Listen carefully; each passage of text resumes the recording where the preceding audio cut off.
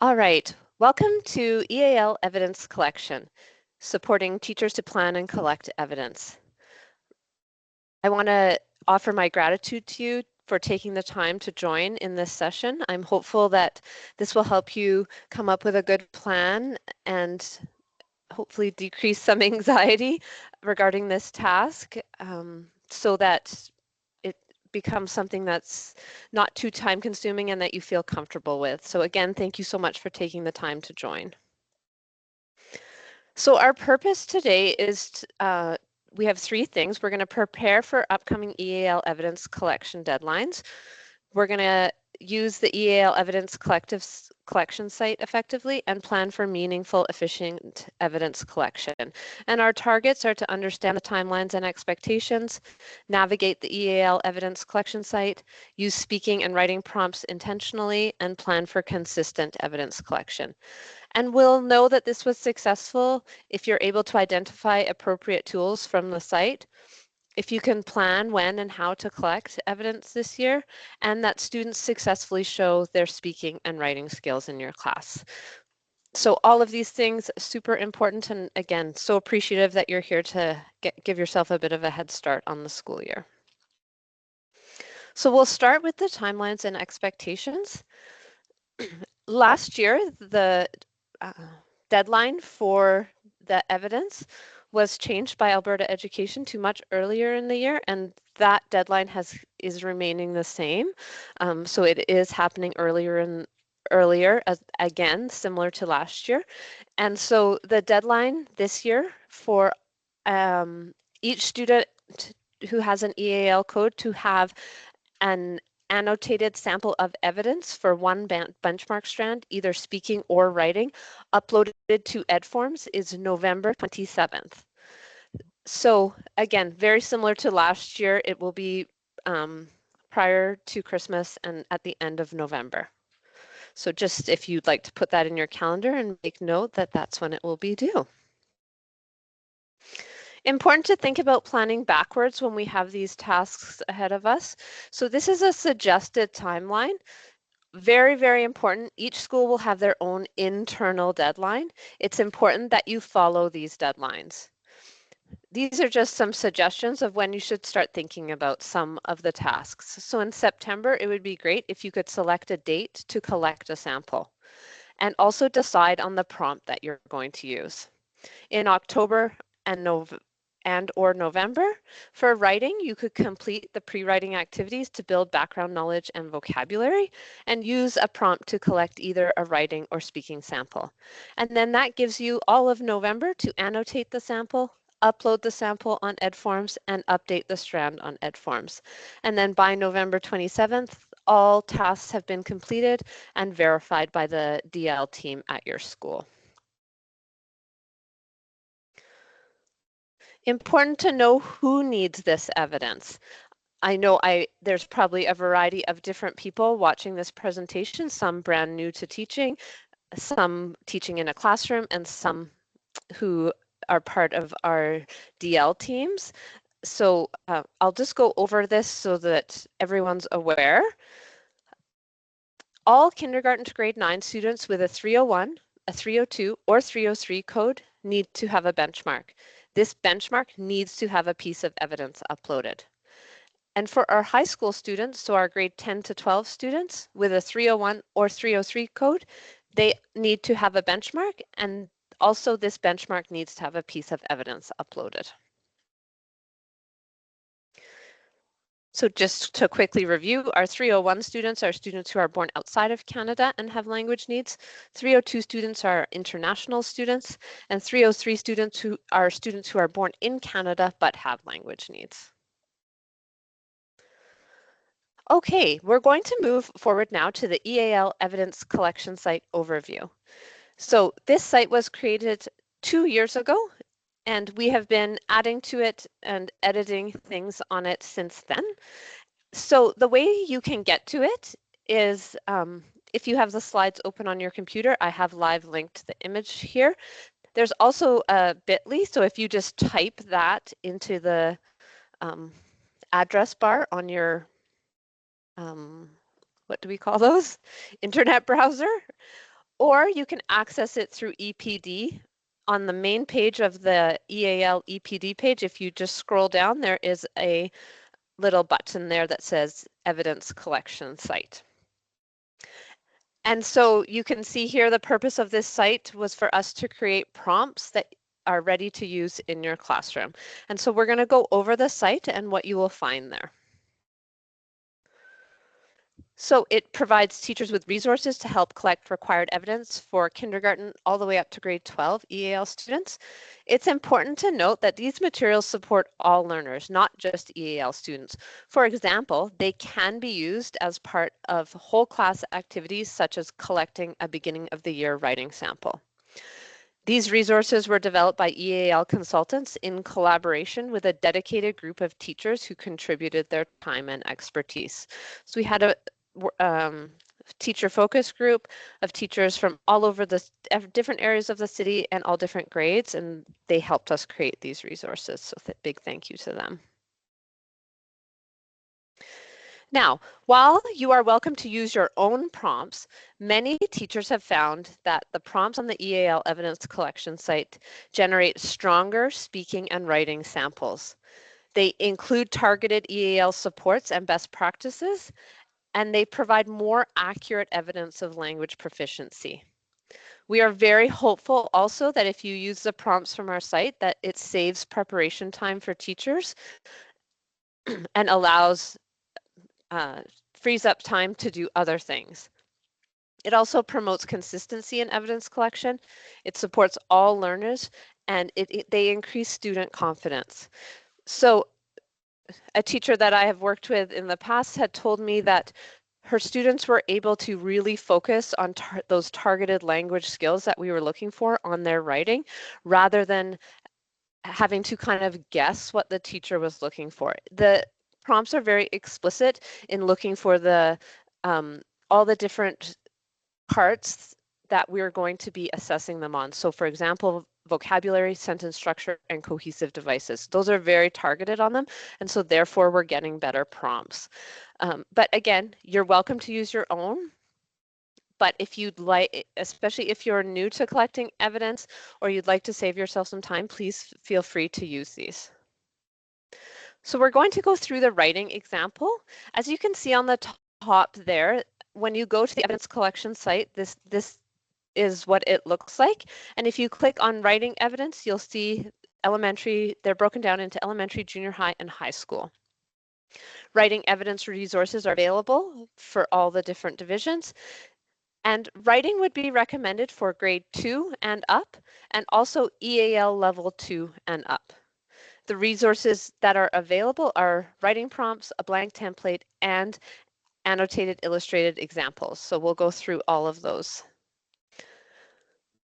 So just wanted to make note that there is the opportunity to use a blank template. So what this is our writing prompts, but with all the information taken out, so that if you would like to start your own prompt with your own guiding question and select an image, you could then do that on the template that we have used for all the other ones. So it might save you time in the formatting part of your task. So please feel free to use that. I'm going to do as a grade 7 to 9 example for writing, and then I'll do an elementary example for speaking. But please know that all of the divisions have similar writing and speaking prompts available. And so if you're teach elementary, the prompts would be in the same format as these, but more elementary appropriate topics. So here's the example of what the grade 7 to 9 page looks like. You can see there are 5 writing prompts available for junior high. You have the option to view the document and also make a copy. If you click make a copy will be automatically saved in your Google Drive, and then you will be able to edit it. So we encourage as well that you know your students and your class best. If you look at a prompt and think, you know what, that's not really going to work for my class, you can either remove it or edit it to make it work better for your students. So here's when you open the document, it's all one document, and you'll see the teacher page is first. The first 2 pages are the teacher pages. There's a guiding question, an image, and supports are available on the first page. The second page serves as a teacher reference guide and includes examples of cohesive devices. So that second page will be very useful when you're annotating and you're looking for evidence of cohesive devices. Many cohesive devices are listed here, so you could say, oh, I see this cohesive device. What would this be considered? Kind of a beginner or an intermediate or an advanced cohesive device. So that will help you during the annotating time. Just wanted to bring your attention to the pre-writing activities. Each prompt has pre-writing activities and they are live linked on the document. So for our junior high ones, there's often an article or a book attached, maybe a podcast that could be listened to. There's graphic organizers available, and then there's Project Zero thinking routines that you might want to do as a pre-writing activity linked as well. And so again, you could select maybe one of these to do, one that you think would work well for your students, and these pre-writing activities build background knowledge and vocabulary. And so I know a lot of us are familiar, for example, with PATs. At the beginning of a PAT, students are welcome to collaborate with their classmates and talk about the prompt. These pre-writing activities would be something similar to that. It could be done whole class. You could record some important vocabulary, talk about where you're going to start, and students could collaborate together in order to find the most success. Okay, next we move forward to pages 3 and 4, and these are the student pages. On page 3, you'll see there is a guiding question, there is an image, and there is a section where students can record their brainstorming. The fourth page is an optional recording page with the annotating sticker embedded on the bottom of the page. When we upload evidence, Alberta Ed has certain requirements of what needs to be on that evidence. If you use our recording page, all pieces that Alberta Ed requires are on the bottom of that recording page. So the student's first and last name, the date, teacher signature, and then the level are all to be recorded there. And then again, if you use our page and fill in that section on the bottom, you will have completed all the requirements that Alberta Ed has for the evidence. So again, this is an optional recording page. You don't have to use it, but we have embedded tools on the bottom there to ensure that everything that's needed for the evidence is there. Recognizing that sometimes at schools and for some students, they prefer to type their responses. Absolutely, students can do that as well. This is just an option for what you could do. Now, after the student pages, when you open the full document, that you'll see that there are support pages. There is a Form A, a Form B, and a Form C. Form A would be targeted to our level 1 and 2 students. Form B would be targeted to our level 3 and 4 students, and Form C, our level 5 students. You can see it doesn't tell the level on the form, so students won't know what level these are targeted at, and you would select based on what EAL level the student is. You can see that Form A for our level 1 and 2 students has images to help support the vocabulary. The sentence starters that are given there would be ones that we hope that level 1 or 2 students would find success with and be able to then start writing. And then the cohesive devices are listed there as well. And knowing that on some of these, it might be overwhelming to have so many. I've seen teachers just highlight 1 or 2 on the list there and ask students to try and incorporate those into their writing. And then Form B, you can see the word bank words are a little bit more complex, as well as the sentence starters and the cohesive devices. And then Form C for our level 5 students is that we want to have very high rigor for those students and ensure that students are gaining those high academic skills in order to be able to access any classes that they want for their education moving forward. And so it's encouraging that use of high-level cohesive devices, including more complex sentences and more complex vocabulary. And so these pages can be provided to students so that all students can participate in a writing prompt. And just wanted to make note, Again, not only for EAL students. If you have a student who has diverse learning needs who would benefit from using these forms, obviously, teacher discretion, you can decide on these forms what you think would be most successful for the students in your class, and you're welcome to provide those supports.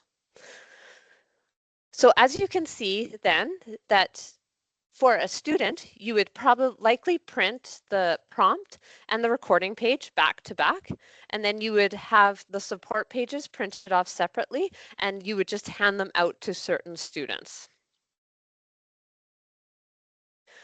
I also wanted to point out that on our evidence collection site, there are annotated illustrative examples.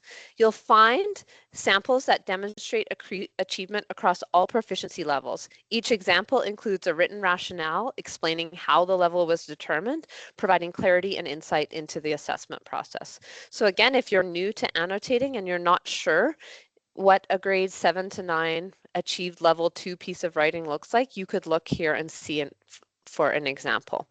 And so when you click into the document there, you'll see that the rationale has listed what vocabulary words helped us determine that they had achieved the level 3, what sentence structure they had included that in this case had achieved a level 4, and then what cohesive devices that we saw that achieved the level 3.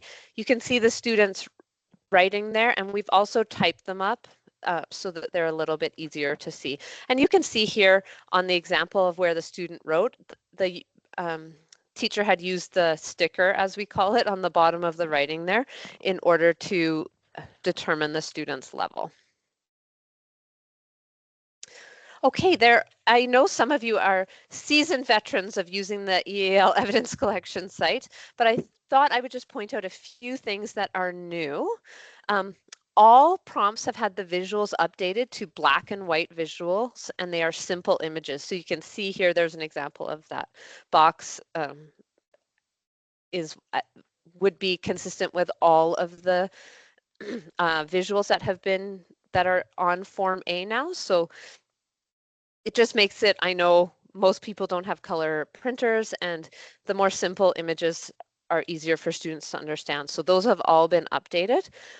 A new writing prompt has been added to each division. So in elementary, there's a talking animals prompt. In junior high, there is an unexpected package prompt. And in high school, there is a prompt related to journey. Prompts have been updated based on feedback from schools. For example, the elementary teacher for a day prompt has been changed to promote more imaginative writing. So if you have used a prompt in the past and maybe it didn't go as well as you expected, please do have a look at it and see. It's likely that we have updated it, and you may find that it's more appropriate to use this year. And also now that we're adding more, there should be a new prompt so that if you're doing a school-wide prompt and you've used one 2 years ago and one last year, there will definitely be a new one up there that wouldn't have been used yet. So feel free to rotate into those new ones. And just still to come, we are working on adding mentor text for each prompt. There is currently a mentor text for the junior high unexpected package prompt, and it's listed, you'll find it in the pre-writing activity section. So you can click on it and it opens just a slide. And this would be so that together as a class, you could read some text related to the topic, and that might help some students who are struggling to get started know what the expectation is for their writing, and it might incite some confidence in allowing them to get started. So again, that's something that we'll be working on throughout the year, to add a little mentor text slide to each of our writing prompts. Okay, let's move on now to the speaking prompts, and this is an elementary example. There have been a number of changes on the speaking prompts, again, based on feedback that we got from teachers. So when you open up the speaking prompt page, you'll see that now there's 3 choices. There's a bank of images, there's universal questions, and then there's a recording sheet. So the bank of images is a slide deck, and there are a number of different images on the slide deck. And so you can just go into the slide deck and then either present it on your computer, or if you're in a classroom on a loft board, you can put whichever image up on there so you can see it big. And obviously it's a Google slide, so if you wanted to print the image so that you could have it in front of you, either select the slide that you want or select all the slides to print, and then you'll have the images there. The universal questions, this looks very similar to how it has looked the previous couple of years, kind of like a chart. There's questions that are universal that can go with any image, and then you record the student below in a blank section there.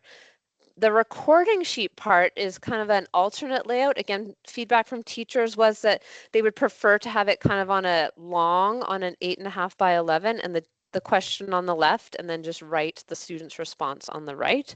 And so we have created that there. So if you were to be doing collecting speaking evidence for a student, you could select whichever one that you would like to do, whichever way to record you would like to do, and then you would just upload it, whichever one you selected. Just wanted to talk quickly about the images and just give some tips. I had the opportunity to go out and collect a fair bit of speaking evidence last year, and some things that our team found was that if you allow students to look at all the images and select the one that they are most interested in, they're much more likely to speak more freely, and it's easier to get speaking evidence. And then what we all have found as well is that there is one prompt where the students are asked to draw some sort of picture, and you could prompt them to do anything. At one of the schools I was at, the teacher asked the students to draw a picture of the most fun they had on their school playground this year. And so all the kids had drawn their school playground and something that they had done that was fun on there. And these are this is the one where especially our little grade ones are able to speak so well about what they drew. And so if you're struggling to collect some speaking from a student, I would really recommend trying this one. This one is the one that we've found to be most successful when students are able to speak about their own drawing. And again, second tip is allow them to pick a picture that is of most interest to them.